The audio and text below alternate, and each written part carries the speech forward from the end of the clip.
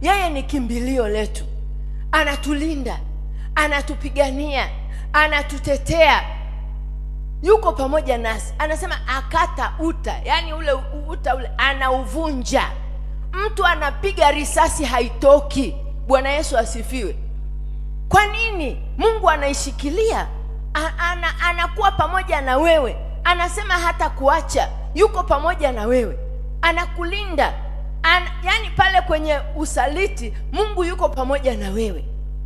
Anachohitaji tu sisi tumtii, tumpende kwa mioyo yetu yote, na yeye atakuwa pamoja nasi, atatulinda, atatukumbatia. Bwana Yesu asifiwe. Mungu ni wa ajabu sana.